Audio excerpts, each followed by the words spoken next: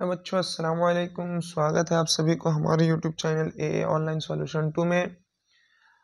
आइए आज हम लोग जो है क्लास 12th उर्दू का VVI ऑब्जेक्टिव क्वेश्चन जो है क्लास 12th उर्दू का VVI ऑब्जेक्टिव क्वेश्चन सॉल्व करने वाले हैं, जो कल के एग्जाम में हो सकता है पूछ दे। 10 फरवरी का एग्जाम है, ठीक है, हो सकता है पूछ दे। आइए जो है बिना देरी किए हुए जो है 100 ऑब्जेक्टिव हम लोग आज क्लियर करते हैं। पहला है कि साहिर का इंतकाल यानी साहिर लुधियानवी का इंतकाल कब हुआ। साहिर लुधियानवी का इंतकाल कब हुआ, ठीक है। तो साहिर लुधियानवी का इंतकाल 1980 ईस्वी को हुआ था, ठीक है।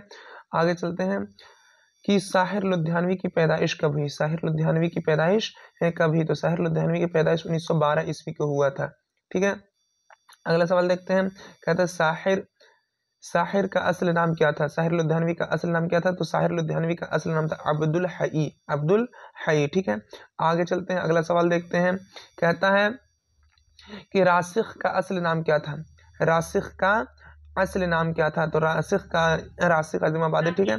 तो रासिख का असल नाम था शेख गुलाम अली, ठीक है। रासिख का असल नाम था। आगे सवाल देखते हैं, अगला सवाल कहता है कि सौदा के वालिद का क्या नाम था। सौदा का वालिद का नाम क्या था, ठीक है।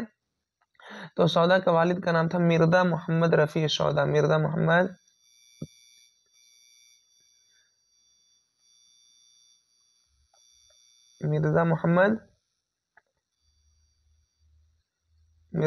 रफी। सौदा का वालिद का नाम क्या था, तो मिर्जा मोहम्मद शफी नाम था, क्या था, ठीक है। आगे चलते हैं 6 नंबर क्वेश्चन की तरफ। कहता है कि रासिख की पैदाइश कब हुई। रासिख की पैदाइश कब हुई, तो रासिख की पैदाइश हुई थी 1757 ईस्वी को। 1757 ईस्वी को हुई थी, ठीक है। आगे चलते हैं, कहता है उर्दू का पहला कसीदा गो शायर कौन था। उर्दू का जो सबसे पहला जो है कसीदा गाने वाला शायर कौन थे, तो इनका नाम था नुसरती। क्या नाम था, नुसरती। आगे सवाल देखते हैं, कहता है कि सौदा की पैदाइश कब हुई थी। सौदा की पैदाइश कब हुई थी, तो इनकी पैदाइश हुई थी 1713 ईस्वी को। मिर्जा मोहम्मद रफी सौदा की पैदाइश कब हुई थी, 1713 ईस्वी को, ठीक है। आगे सवाल देखते हैं, आगे सवाल कहता है कि वली दक्कनी की जाए पैदाइश कहाँ है। वली दक्कनी की जाए पैदाइश कहाँ है, तो वली दक्कनी की जाए पैदाइश है अहमदाबाद। कहाँ है, अहमदाबाद, ठीक है। अगला सवाल देखते हैं, वली दक्कनी ने किस शहर के बारे में मसनवी लिखी थी। वली दक्कनी जो थे वो किस शहर के बारे में मसनवी लिखे थे, तो सूरत शहर के बारे में लिखे थे, ठीक है। आइए अगला सवाल देखते हैं। अगला सवाल कहता है कि जोश मलिहाबादी का इंतकाल कब हुआ। जोश मलिहाबादी का इंतकाल कब हुआ, तो जोश मलिहाबादी का इंतकाल 1982 ईस्वी को हुआ था, ठीक है। अगला सवाल देखते हैं, अगला सवाल कहता है कि इसरारुल हक मिजाज की पैदाइश कब हुई। इसरारुल हक मिजाज की पैदाइश कब हुई, तो इनकी पैदाइश 1911 ईस्वी को हुई थी, ठीक है। आगे सवाल देखते हैं, अगला सवाल कहता है वली दक्कनी का इंतकाल कब हुआ। वली दक्कनी का इंतकाल कब हुआ, तो इनका इंतकाल हुआ था 1720 ईस्वी को। 1720 ईस्वी को वली दक्कनी का इंतकाल हुआ था, ठीक है। आगे सवाल देखते हैं, अगला सवाल कहता है कि मिजाज के वालिद का क्या नाम था। मिजाज के वालिद का नाम था सिराजुल हक। क्या नाम था, सिराजुल हक, ठीक है। अगला सवाल देखते हैं, अगला सवाल कहता है कि बैदी का इंतकाल कब हुआ। राजेंद्र सिंह बैदी का इंतकाल कब हुआ था। राजेंद्र सिंह बैदी का इंतकाल हुआ था 1984 ईस्वी को, ठीक है। अगला सवाल देखते हैं, कहता है कि जयप्रकाश नारायण की पैदाइश कब हुई। जयप्रकाश नारायण की पैदाइश कब हुई थी, तो 1902 ईस्वी को हुई थी, ठीक है। आगे सवाल देखते हैं, अगला सवाल कहता है कि जोश की बेगम का क्या नाम था। जोश मलिहाबादी, ठीक है, इनकी बेगम का नाम क्या था, इनकी बेगम का नाम था अशरफ जहां बेगम। अशरफ जहां बेगम। आगे सवाल देखते हैं, अगला सवाल कहता है कि राजेंद्र सिंह बैदी की पैदाइश कब हुई। राजेंद्र सिंह बैदी की पैदाइश कब हुई थी, 1915 ईस्वी को। कहाँ हुई थी, तो लाहौर में हुई थी। कहाँ, लाहौर में, ठीक है। अगला सवाल देखते हैं, अगला सवाल कहता है कि जयप्रकाश नारायण का इंतकाल कब हुआ। जयप्रकाश नारायण का इंतकाल कब हुआ, ठीक है, तो 1979 ईस्वी को जयप्रकाश नारायण का इंतकाल हुआ था। अगला सवाल देखते हैं, अगला सवाल कहता है कि जयप्रकाश नारायण का कौन सा मजमून आपके निसाब में शामिल है, यानी कि जयप्रकाश नारायण का कौन सा लिखा हुआ ऐसा मजमून है जो हमारे निसाब में शामिल है, तो वो है कामिले इनकलाबी। ये क्या है, एक खुतबा है। क्या है, खुतबा। खुतबा कहते हैं भाषण को, ठीक है, किस चीज को, भाषण को कहते हैं, ठीक है। अगला सवाल देखते हैं। अगला सवाल क्या कहता है कि एहसान दानिश के वालिद का क्या नाम था, तो काजी दानिश अली। काजी दानिश अली जो है एहसान दानिश के वालिद का नाम था, ठीक है। अगला सवाल देखते हैं। अगला सवाल कहता है कि वाजिद अली शाह ने कितने रुपए माहाना पर सरवर का तकर्रुर किया, यानी कि मिर्जा मोहम्मद रजब अली बेग सरवर थे, रज्जब अली बेग सरवर थे, इनको जो है किसने, वाजिद अली शाह ने कितना रुपया माहाना दे करके जो है मुलाजमत पर रखी थी, किस चीज पे, मुलाजमत पे रखी थी, तो 50 रुपया माहाना दे करके। कितना, 50 रुपया माहाना देके। अगला सवाल देखते हैं। अगला सवाल कहता है कि एहसान दानिश का इंतकाल कब हुआ, एहसान दानिश का इंतकाल कब हुआ था, ठीक है। तो एहसान दानिश का इंतकाल हुआ था 1982 ईस्वी को, 1982 ईस्वी को, ठीक है। अगला सवाल देखते हैं। अगला सवाल कहता है कि रज्जब अली बेग सरवर के वालिद का क्या नाम था, रज्जब अली बेग सरवर के वालिद का क्या नाम था, ठीक है। वालिद का नाम पूछ रहा है, रज्जब अली बेग सरवर के वालिद का नाम क्या था, तो मिर्जा असगर अली नाम था। क्या नाम था, मिर्जा असगर अली बेग नाम था, ठीक है। इनका रज्जब अली बेग सरवर के वालिद का नाम, ठीक है। अगला सवाल देखते हैं। अगला सवाल कहता है कि मीर अनीस कहाँ पैदा हुए, मीर अनीस की पैदाइश हुई थी फैजाबाद उत्तर प्रदेश में, ठीक है। अगला सवाल देखते हैं। अगला सवाल कहता है कि उर्दू की पहली खुदनिश्त कौन है, उर्दू की पहली खुदनिश्त कौन है, ठीक है, बताइए। 26 का, ठीक है। उर्दू का पहला खुदनिश्त को कहते हैं काला पानी के नाम से जाना जाता है। ये उर्दू का पहला खुदनिश्त था, ठीक है, यानी कि पहली बार यही खुदनिश्त लिखी गई थी उर्दू में। आइए अगला सवाल देखते हैं। अगला सवाल कहता है कि सबसे मशहूर मरसिया निगार कौन है, यानी कि मरसिया लिखने वाले सबसे मशहूर कौन है, ठीक है। तो सबसे मशहूर मरसिया निगार है मीर अनीस। कौन, मीर अनीस। और ये हमारे निसाब में भी है, हमारे निसाब में भी इन्हीं का है, ठीक है, मरसिया। अगला सवाल देखते हैं। अगला सवाल कहता है कि यगाना की वफात कहाँ हुई, यगाना चिंगेजी की वफात कहाँ हुई थी, यगाना चिंगेजी की वफात कहाँ हुई थी, तो लखनऊ में हुई थी। कहाँ हुई थी, लखनऊ में हुई थी। चलिए अगला सवाल देखते हैं। अगला सवाल कहता है कि मीर अनीस का पूरा नाम लिखिए, मीर अनीस का पूरा नाम क्या था, तो ठीक है, मीर बब्बर अली नाम था इनका, ठीक है, मीर बब्बर अली अनीस इनका पूरा नाम था, ठीक है। आगे सवाल देखते हैं। कहता है कि उर्दू का पहला मरसिया आम तौर से किसे करार दिया जाता है, उर्दू का पहला मरसिया, तो उर्दू का पहला मरसिया नौसरहार को कहा जाता है, नौसरहार को, ठीक है। और जो है उर्दू का पहला मसनवी, मसनवी तो हो जाएगा कदम राव पदम राव, ठीक है। मसनवी का नाम क्या था, कदम राव पदम राव। उर्दू का पहला मसनवी कदम राव पदम राव, ठीक है। उर्दू का पहला क्या कह रहा है कि मरसिया, मरसिया कहेगा तो नौसरहार, क्या, नौसरहार को कहते हैं, ठीक है। चलिए अगला सवाल क्या कहता है। अगला सवाल कहता है कि अरशद काकवी और अता काकवी में क्या रिश्ता था, अरशद काकवी और अता काकवी में क्या रिश्ता था, तो बेटा और बाप का रिश्ता था, बेटा और बाप का रिश्ता था। अता काकवी जो है, अता काकवी क्या थे, अता काकवी जो है बाप थे, और अरशद क्या थे, अरशद थे बेटा, ठीक है। तो अगला सवाल देखते हैं। अगला सवाल कहता है कि मोहम्मद किस अदद के बराबर है, मोहम्मद किस अदद के बराबर है, ठीक है, मोहम्मद किस अदद के बराबर है, यानी कि मोहम्मद को मैथमेटिक्स के हिसाब से कितना लिख सकते हैं, तो 92, कितना, 92, ठीक है। आगे देखिए। आगे कहता है कि यगाना चिंगेजी की पैदाइश कब हुई, यगाना चिंगेजी की पैदाइश कब हुई, ठीक है। यगाना चिंगेजी की पैदाइश कब हुई, तो 1884 ईस्वी को, 1884 ईस्वी को, ठीक है। अगला सवाल देखते हैं। अगला सवाल की तरफ चलते हैं। अगला सवाल कहता है मुतशायर किस तरह की नज्म है, मुतशायर, ठीक है, कौन लिखे हैं? जफर कमाली। कौन लिखे हैं? जफर कमाली। ठीक है, बताइए कि मुतशायर किस तरह का नज्म है? मदहिया है, हुजूया है, जरीफाना है या संजीदा है? तो आपको पता होगा कि मुतशायर जो है एक जरीफाना नज्म है। कैसा नज्म है? जरीफाना नज्म है।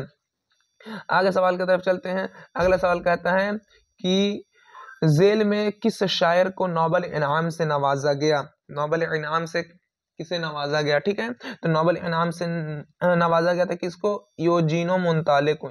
योजीनो मोंताले को जो है नोबेल इनाम से नवाजा गया था। अगला सवाल देखते हैं। आगे सवाल कहता है कि शामिल निसाब नज्म हम नहीं जानते किस जबान की नज्म है? ठीक है, किस जबान का तर्जमा है? तो ये इतालवी जबान का तर्जमा किसने किया था? तो जाहिदा जैदी। जाहिदा जैदी ने जो है इसे इतालवी से उर्दू जबान में किया था। ठीक है, आगे सवाल देखते हैं। अगला सवाल कहता है कि योजीनो मोंताले किस सदी के शायर हैं? योजीनो मोंताले किस सदी के शायर हैं? योजीनो मोंताले किस सदी के शायर हैं? तो आपको पता होगा कि योजीनो मोंताले जो है 20वीं सदी के शायर हैं। किस सदी के? 20वीं सदी के। आगे देखते हैं, कहता है मुतशायर किसकी नज्म है? मुतशायर किसकी नज्म है? तो जफर कमाली की। अभी आपको बताया गया मुतशायर किसकी नज्म है? जफर कमाली की। आगे देखते हैं। अगला कहता है कि अकबर इलाहाबादी की पैदाइश कब हुई? अकबर इलाहाबादी की पैदाइश कब हुई? ठीक है, तो अकबर इलाहाबादी की पैदाइश हुई थी 1845 ईस्वी को। 1845 ईस्वी को। अगला सवाल देखिए। अगला सवाल कहता है दौलत इज्जत ईमान किसके कदमों पर जो है शायर निसार करना चाहता है? ठीक है, तो किसको? तो अपनी महबूबा पे। ठीक है, दौलत इज्जत ईमान किसके कदमों पर निसार करना चाहता है? तो अपनी महबूबा पे। ठीक है, अगला सवाल देखते हैं। अगला सवाल कहता है कि अकबर इलाहाबादी के लड़के हाशिम का कितनी उम्र में इंतकाल हुआ था? यानी कि अकबर इलाहाबादी के जो लड़का था हाशिम, वो कितने वर्ष का था तो इंतकाल हो गया था? तो 13 वर्ष का था। कितने वर्ष का था? 13 वर्ष के। अगला सवाल देखते हैं। अगला सवाल कहता है कि शायर ने इस नज्म में गुलशन फितरत की बहार किसे कहा है? ठीक है, शायर ने इस नज्म में, किस नज्म में? तो बरक़े कलीसा में। किस नज्म में? बरक़े कलीसा में जो है फितरत की बहार, गुलशन फितरत की बहार किसे कहा है? तो वो जो है मिस को कहा। किसको कहा है? मिस को कहा है। अगला सवाल देखते हैं। अगला सवाल कहता है कि अकबर इलाहाबादी के वालिद कौन थे? अकबर इलाहाबादी के वालिद कौन थे? ठीक है, अकबर इलाहाबादी के वालिद का नाम क्या था? सैयद फजल मोहम्मद। क्या नाम था? सैयद फजल मोहम्मद। ठीक है, अगला सवाल देखते हैं। अगला सवाल कहता है कि अकबर इलाहाबादी किस तरह के शायर के सबब मशहूर हैं? अकबर इलाहाबादी किस तरह की शायरी के सबब मशहूर हैं? यानी कि कैसी शायरी वो कहा करते हैं? तो अकबर इलाहाबादी जरीफाना शायरी कहते हैं। जरीफाना मतलब हंसने उसने वाला। ठीक है, ठीक है, तो अकबर इलाहाबादी कैसे शायर है? तो जरीफाना शायरी के सबब मशहूर है। ठीक है, आगे देखते हैं। अगला सवाल कहता है कि अमीर हनफी किस मौजू में एमए किए? अमीर हनफी जो है तारीख और सियासियात दोनों में। ठीक है, तारीख और सियासियात दोनों में जो है इन्होंने एमए किए थे। अगला सवाल देखते हैं। अगला सवाल कहता है, अगला सवाल है कि अमीर हनफी की तनकीदी किताब है। अमीर हनफी की तनकीदी किताब क्या है? ठीक है, अमीर हनफी की तनकीदी किताब का नाम क्या है? शोले की शनाख्त, शेरी दिगर अस्त। तो ये इसमें दोनों हो जाएगा। ठीक है, अगला सवाल देखते हैं। अगला सवाल कहता है कि अकबर इलाहाबादी किस तरह के शायर में शुमार होते हैं? अकबर इलाहाबादी। ठीक है, तो ये क्या नज्म कहते हैं, नुमाइंदा नज्म को, यानी कि नज्म ही ना गाते हैं अकबर इलाहाबादी। ठीक है, कैसा? तो जरीफाना नज्म कहते हैं। जरीफाना नज्म कहते हैं। ठीक है, आगे देखते हैं। अगला सवाल कहता है कि अमीर हनफी का एक तवील नज्म का नाम क्या है? अमीर हनफी का एक तवील नज्म का नाम क्या है? अमीर हनफी का एक तवील नज्म का नाम क्या है? तो संदेबाद। क्या नाम है? संदेबाद। अगला चलते हैं। अगला कहता है कि नज्म बरक़े कलीसा के खालिक का नाम बताइए। बरक़े कलीसा अकबर इलाहाबादी। ठीक है, अकबर इलाहाबादी कैसा है? तो जरीफाना नज्म है। कैसा है? जरीफाना नज्म है। ठीक है, नज्म बरक़े कलीसा कैसा? जरीफाना नज्म। इसके लेखक अकबर इलाहाबादी। अगला सवाल की तरफ चलते हैं। अगला सवाल कहता है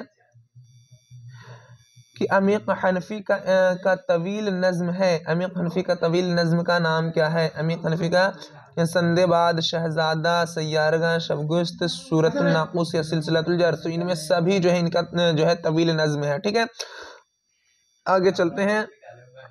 आगे कहता है कि तमाम इंसान किसकी खेती है? तमाम इंसान जो है वक्त की खेती है। किसकी खेती है? वक्त की खेती है। आगे चलिए, आगे कहता है कि अमीक हनफी का पहला मजमुआ का नाम क्या है? तो संगे पैराहीन जो है अमीक हनफी का पहला मजमुआ है। आगे सवाल देखते हैं। अगला सवाल कहता है कि अमीक हनफी की पैदाइश कहाँ हुई थी? अमीक हनफी की पैदाइश कहाँ हुई थी? अमीक हनफी की पैदाइश कहाँ हुई थी? तो इंदौर में। कहाँ? इंदौर में हुई थी। आगे चलते हैं। अगला कहता है कि खेती नज्म की हैयत क्या है, यानी कि कैसी हैयत में इसे लिखी गई है। ठीक है, तो खेती नज्म की हैयत है क्या? ये एक आज़ाद नज्म है। कैसा नज्म है?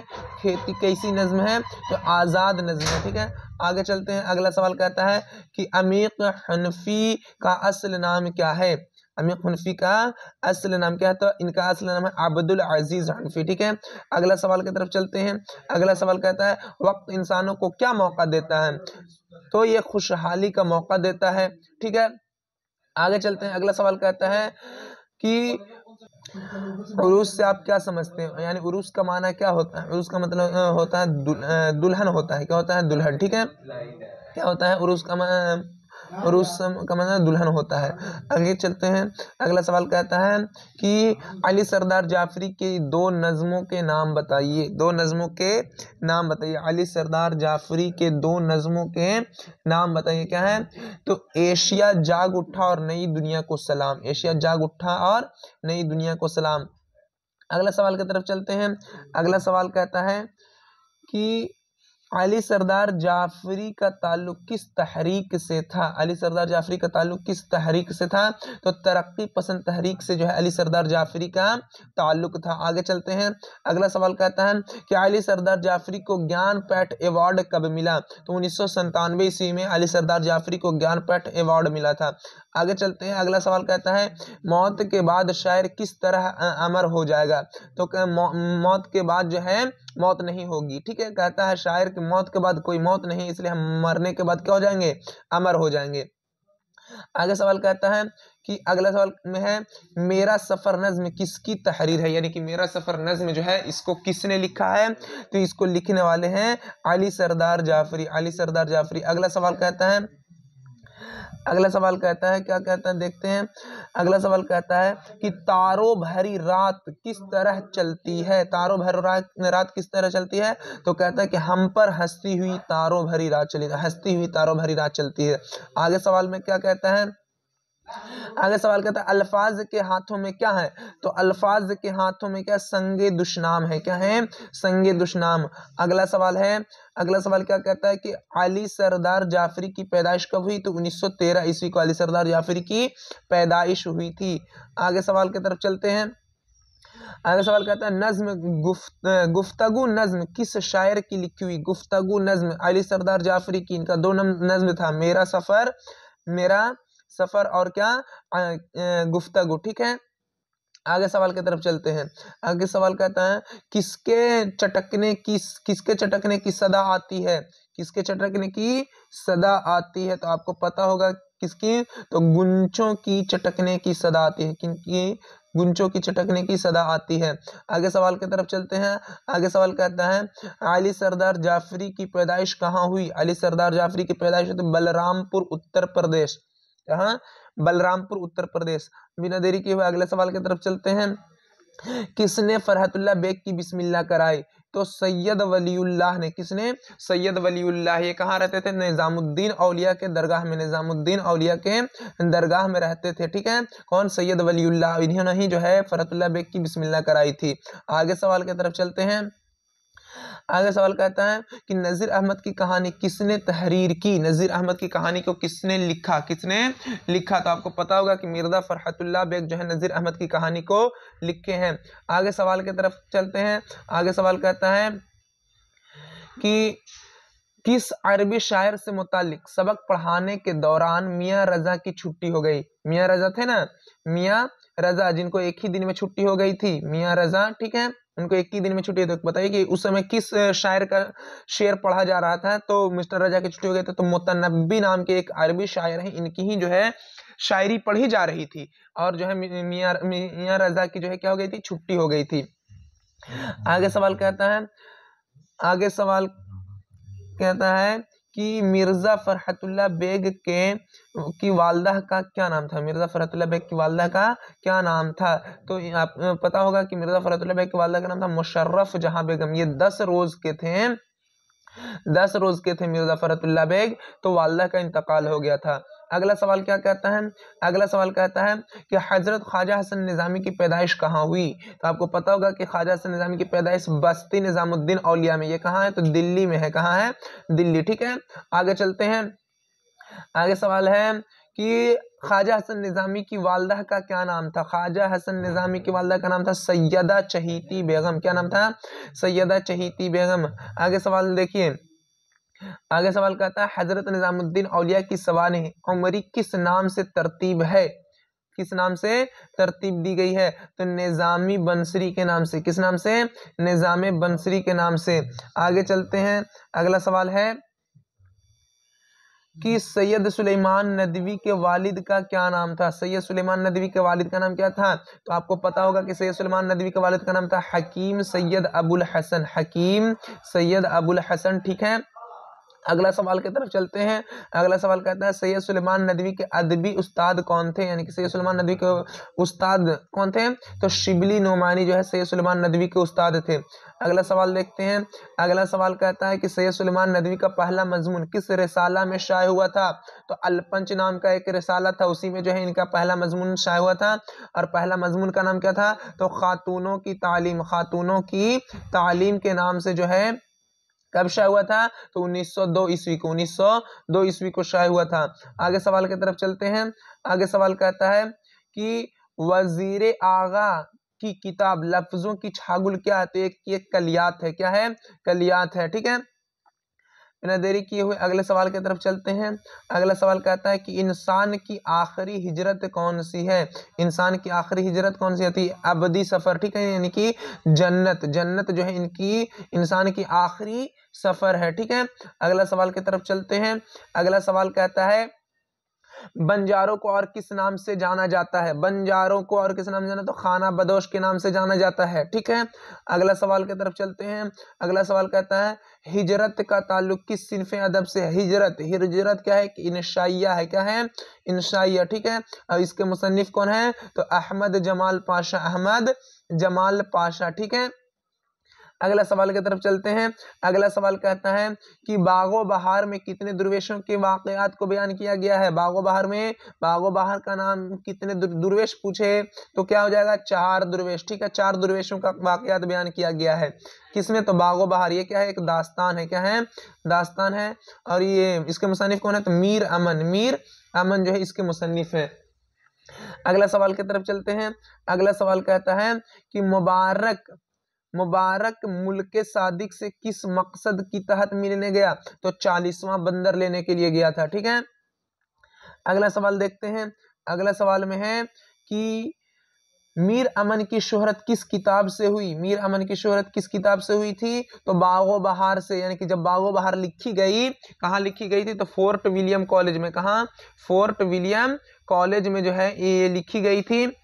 और कब लिखी गई थी? तो 1801 ईस्वी में लिखी गई थी, ठीक है। और जब ये लिखी गई थी, जिस समय लिखी गई थी उस समय का बेहतरीन किताब था।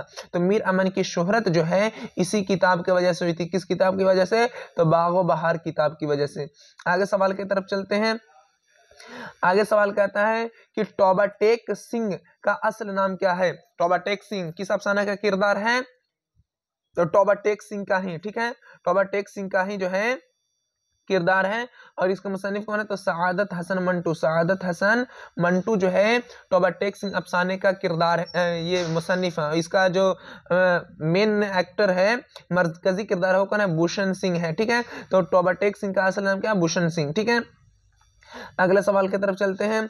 अगला सवाल कहता है कि मंटू के पहले अफसानवी मजमुए का नाम बताइए। तो मंटू के जो है पहले अफसानवी मजमुए का नाम था आतिश पारे। कब शाये हुआ था? 1936 ईस्वी को शाये हुआ था। 1936 ईस्वी को पहले अफसानवी मजमुआ शाये हुआ था।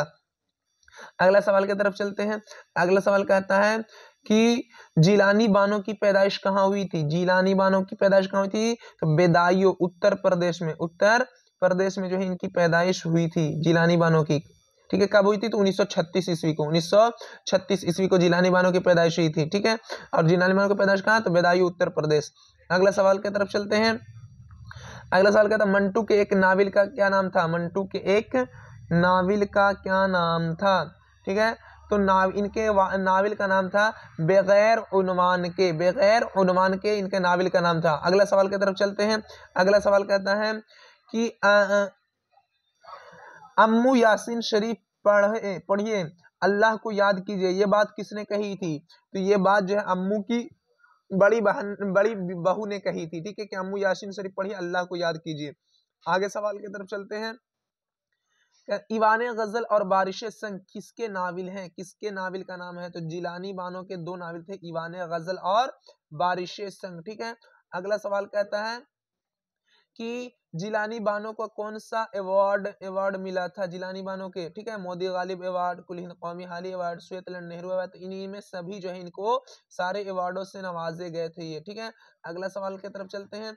अगला सवाल कहता है शफी जावेद का पहला अफसाना कौन है? शफी जावेद के पहला अफसाना का नाम क्या है? शफी जावेद के पहले अफसाने का नाम है आर्ट और तंबाकू। आर्ट और तंबाकू जो है शफी जावेद के पहले अफसाने का नाम है। ठीक है, आर्ट और तंबाकू। ठीक है, अगला सवाल की तरफ चलते हैं। सलाम बिन रज्जाक के हिंदी अफसानों के मजमुआ का नाम कामधेनु कब शाये हुआ था? तो ये 1991 ईस्वी को शाये हुआ था कामधेनु, ये हिंदी अफसाने मजमुआ था। आगे सवाल है। अगला सवाल है इब्राहिम सक्का की तालीम कहाँ तक हुई थी? इब्राहिम सक्का का, तो इब्राहिम सक्का का ही किरदार है, ये अफसाना में था। ठीक है, ठीक है, और किस गांव का था? तो धूरन गांव का था, धूरन गांव का था। तो बताइए कि कितना तक पढ़ा हुआ था? तो चौथी तक पढ़ा हुआ था इब्राहिम सक्का। अगला सवाल देखते हैं। अगला सवाल कहता है कि सिद्दीक मुकर्रम कौन है? सिद्दीक मुकर्रम है हबीबुर रहमान खान शेरवानी। ठीक है, ये क्या थे? तो अबुल कलाम आजाद के दोस्त थे, अबुल कलाम आजाद के दोस्त थे। अबुल कलाम आजाद जितने भी खत लिखे थे इन्हीं के पास लिखे थे। ठीक है, सिद्दीक मुकर्रम के पास। अगले सवाल की तरफ चलते हैं। अगला सवाल कहता है मौलाना आजाद के वालिद का नाम क्या था? मौलाना आजाद के वालिद का नाम क्या था? तो मौलाना खैरुद्दीन जो है मौलाना अबुल कलाम आजाद के वालिद का नाम था। अगला सवाल की तरफ चलते हैं। अगला सवाल क्या कहता है कि अगला सवाल है मौलाना आजाद कितने महीने रांची में नजरबंद रहे? कितने महीने तक जो है रांची में नजरबंद रहे थे? तो ये लगभग 44 महीने तक जो है रांची में नजरबंद रहे थे। क्यों? तो अंग्रेजों की वजह से। ठीक है, ये जो है अखबार निकालते थे, अखबार निकालते थे और उसमें जो है अंग्रेजों के खिलाफ लिख दिया करते थे। ठीक है, तो उसी की वजह से इनको जो है 44 महीने तक रांची में नजरबंद रहना पड़ा था। आगे सवाल की तरफ चलते हैं। अगला सवाल है कि कांग्रेस के सबसे ज्यादा वर्ष तक कौन सदर बने रहे? यानी कि कांग्रेस पार्टी थी उसके जो है सबसे ज्यादा दिनों तक कौन सदर बने रहे? तो मौलाना आजाद। लगभग कितने? तो 6 वर्षों तक, 6 वर्षों तक सदर बने रहे। ठीक है, और आज तक के किन्हीं को जो है इतना ज्यादा उसकी सदारत नहीं मिली है। और कितने वर्षों में उसके जो है चले गए थे उस पार्टी में? तो 35 वर्ष की उम्र में। इतने कम उम्र में कोई उसमें गए भी नहीं थे। ठीक है, अगला सवाल और आज के लास्ट सवाल की तरफ चलते हैं। क्या कहता है अली सरदार जाफरी को ज्ञानपीठ अवार्ड कब मिला? अली सरदार जाफरी को ज्ञानपीठ अवार्ड कब मिला? तो ये 1997 ईस्वी को मिला था, 1997 ईस्वी को मिला था। ठीक है, उम्मीद करता हूँ कि आप लोगों की तैयारी अच्छी चल रही होगी। आप लोग बताइए कि जो है 100 में आप लोग का कितना नंबर, कितना ऑब्जेक्टिव सही हुआ। इसी तरह के ऑब्जेक्टिव और सब्जेक्टिव वीडियो के लिए हमारे चैनल को जो है सब्सक्राइब करें, AA ऑनलाइन सॉल्यूशन को। ठीक है, AA ऑनलाइन सॉल्यूशन 2 को सब्सक्राइब करें और वीडियो को लाइक कर दें। मिलते हैं नेक्स्ट वीडियो में, तब तक खुदा हाफिज।